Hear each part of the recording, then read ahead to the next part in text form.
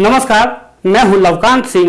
Hindustan post में आपका स्वागत है। जानिसार अख्तर शाह का एक शेर है कि अब यह भी ठीक नहीं कि हर दर्द मिटा दे। अब यह भी ठीक नहीं कि हर दर्द मिटा दे, कुछ दर्द कलेजे से लगाने के लिए है। लेकिन यह एक ऐसा दर्द है जिसको आप कलेजे से भी नहीं लगा सकते और हटा भी नहीं सकते, क्योंकि वो एक इतिहास बन चुका है, काला इतिहास।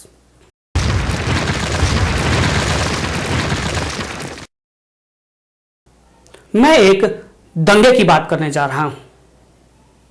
ऐसा दंगा जिसने भारत के सुंदरता पे काला दाग लगा दिया और मानवता को शर्मसार करने में थोड़ा सा भी कम नहीं रहा। आइए बात करते हैं भागलपुर दंगे के काले इतिहास पर। दंगे की शुरुआत 25 अक्टूबर 1989 को हुई थी। उस समय आरएसएस पूरे देश में अयोध्या मुद्दे के मद्देनजर रामशीला पूजन करवा रही थी। उस वक्त अयोध्या विवाद की गर्मी धीरे धीरे पूरे देश में फैल रही थी। अक्टूबर महीने में शीला पूजन का जुलूस निकाला जाना था और उसके पहले अगस्त में ही जोर शोर से तैयारी शुरू हो गई थी। इसी दरमियान मुहर्रम और विषहरी पूजा का आयोजन होना था। जब भागलपुर में विषहरी पूजा शुरू हुई, उस वक्त मुसलमानों के इलाके खासकर नाथनगर और चंपानगर में तनाव बहुत बढ़ गया था। विषहरी वहां की कुल देवी है। परिणाम यह हुआ कि तत्कालीन एसपी केएस द्विवेदी के नेतृत्व में जिला प्रशासन ने स्थिति को संभाल लिया। शांति समिति की बैठक कराई गई और मुहर्रम के जुलूस को स्थगित करा दिया गया। यह वो दौर था जब कांग्रेस अंतर्कलह से टूटने के कगार पर थी। तत्कालीन मुख्यमंत्री सत्येंद्र नारायण सिंह और पूर्व मुख्यमंत्री भागवत झा आजाद के बीच 36 का आंकड़ा था। इसके अलावा तत्कालीन विधानसभा अध्यक्ष शिवचंद्र झा, जो भागलपुर के ही थे, उनका संबंध भी तत्कालीन मुख्यमंत्री से मधुर नहीं था। आपसी राजनीतिक गुटबंदी और अंतकलह के बीच जब रामशीला पूजन की तैयारी की खबर तत्कालीन मुख्यमंत्री तक पहुंची, तब विचार विमर्श के बाद उन्होंने कुछ शर्तों पर इसकी इजाजत दे दी। 24 अक्टूबर 1989 को भागलपुर के पर्वतीय इलाके से रामशीला पूजन का एक जुलूस तातरपुर मोहल्ले की ओर बढ़ा। यह जुलूस किसी तरह तो गुजर गया, लेकिन तभी एक विशाल जुलूस नाथनगर की ओर से आ गया। जुलूस मुस्लिम मोहल्ले के बीचों बीच चौराहे पर नारा लगाता हुआ पहुंचा। तभी मोहल्ले वालों की ओर से पत्थरबाजी शुरू हो गई। अभी डीएम कुछ समझने या संभालने की कोशिश करते, तभी वहां किसी ने छत से बम फेंक दिया। इसके बाद अफरा तफरी और चीख पुकार का माहौल हो गया। स्थिति अनियंत्रित होता देख पुलिस ने फायरिंग शुरू कर दी। बताया जाता है कि पुलिस के द्वारा इसी फायरिंग ने दंगे की शुरुआत कर दी, जबकि सच्चाई यह भी थी कि जुलूस पर बरसाए गए बम ने जुलूस को दंगे में बदल दिया।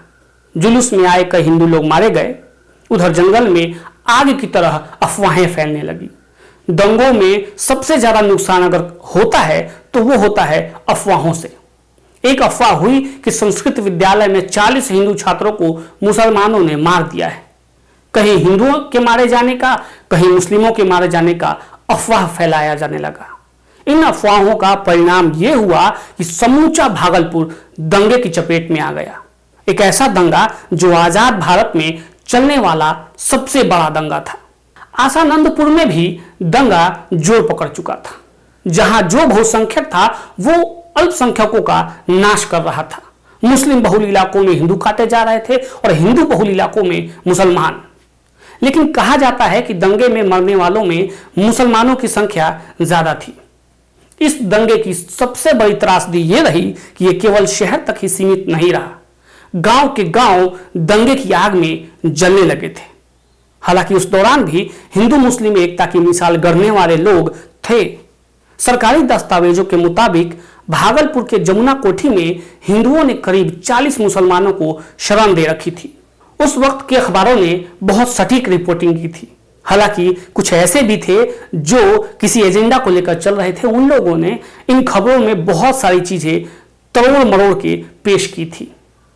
उन्हीं में से कई खबरें मीडिया के सामने आज भी है, जिनमें से खबर यह भी है कि उस वक्त स्थानीय लोगों से बात करने पर पता चला कि कामेश्वर यादव, महादेव सिंह, सल्लन मियां और अंसारी जैसे लोग राजनीतिक पार्टियों के मोहरे थे और वे ही पूरे दंगे को आगे बढ़ा रहे थे। इसके लंबा खींचने के पीछे इन्हीं अपराधियों राजनेताओं का गठजोड़ था। इन्हीं सब में तत्कालीन एसपी केएस द्विवेदी की भूमिका भी संदिग्ध मानी गई। इस क्रम में तत्कालीन प्रधानमंत्री राजीव गांधी ने केएस द्विवेदी को हटाने का निर्देश दिया। इसका प्रतिरोध भागलपुर में पुलिस के जवानों ने इस कदर किया, जब राजीव गांधी दंगे का जायजा लेने पहुंचे तब उन्हें भागलपुर शहर में घुसने नहीं दिया गया। बहरहाल दंगे के शांत होने में करीब 6 महीने लगे और इस 6 महीने में पूरा भागलपुर तबाह हो चुका था। इसके बाद जब 1990 में लालू प्रसाद मुख्यमंत्री बने तब उन्होंने अपने स्तर से पूरे मामले की जांच कराने का निर्देश दिया और पीड़ितों को मुआवजा दिया गया। राजनीतिक उठापटक के बीच इस दंगे को केवल और केवल सत्ता हासिल करने के लिए एक हथियार के तौर पे प्रयोग किया गया। ये वो दौर था जब अयोध्या मामला धीरे धीरे जोर पकड़ रहा था, लेकिन स्थितियां आज भी वैसी ही हैं।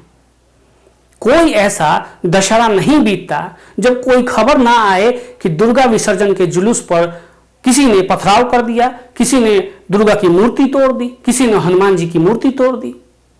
ये जो सामाजिक समरसता बढ़ाने की तरफ कदम होना चाहिए, उसके बजाय ये इस तरह की खाई बनाने का जो काम चलता है, इसके वजह से ही दंगे होते हैं और उन दंगों में मासूम लोग पिस जाते हैं। तो ये अब आपके ऊपर है कि आप अपने विवेक का कितना प्रयोग करते हैं।